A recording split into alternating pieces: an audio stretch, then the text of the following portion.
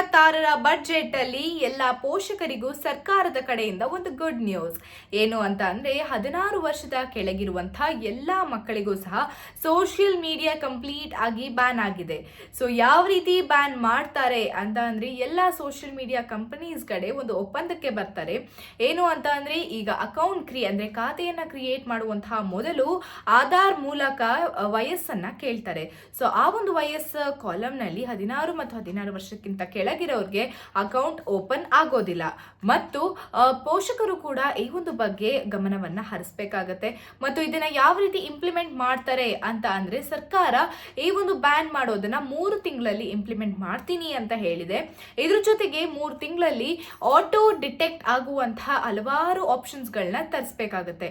ಏನು ಅಂತಂದ್ರೆ ರಾತ್ರಿ ಆದ ತಕ್ಷಣ ಆಟೋ ಲಾಕ್ ಆಗಬೇಕು ಆಪ್, ಮತ್ತು ಅಪರಿಚಿತರ ಮೆಸೇಜ್ ಅನ್ನ ಆಟೋ ಬ್ಲಾಕ್ ಆಗಬೇಕು, ಮತ್ತು ಮಕ್ಕಳು ಮಾಡುವಂತಹ ಎಲ್ಲಾ ಮೆಸೇಜ್ ಅನ್ನ ಆಟೋ ಟ್ರ್ಯಾಕಿಂಗ್ ಸಿಸ್ಟಮ್ ಅನ್ನ ಅಳವಡಿಸಬೇಕು ಅನ್ನುವಂತ ಒಂದು ಚಿಂತನೆಯಲ್ಲಿ ಕೂಡ ಇದೆ.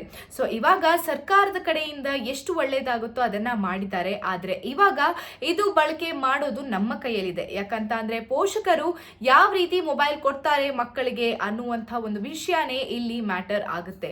ಸೊ ಪೋಷಕರೆಲ್ಲರೂ ಸಹ ಮಕ್ಕಳಿಗೆ ಫೋನ್ ಕೊಡೋದನ್ನ ನಿಲ್ಲಿಸಿ ಕೈಗೆ ಫೋನ್ ಬದಲು ಪುಸ್ತಕವನ್ನ ಕೊಟ್ರೆ ನಮ್ಮ ಭವಿಷ್ಯ ಮತ್ತು ಮಕ್ಕಳ ಭವಿಷ್ಯ ಎಂದೆಂದಿಗೂ ಚೆನ್ನಾಗಿರುತ್ತೆ. ಸೊ ಇದೇ ರೀತಿಯಾದಂತಹ ಒಂದು ಅಪ್ಡೇಟ್ಸ್ಗಾಗಿ ಸಾರ್ವಭೌಮ ಟಿವಿಯನ್ನು ಫಾಲೋ ಮಾಡಿ ಮತ್ತು ಸಬ್ಸ್ಕ್ರೈಬ್ ಮಾಡಿ. ಧನ್ಯವಾದಗಳು. ನಾನು ನಿಮ್ಮ ಮೇಘನಾ.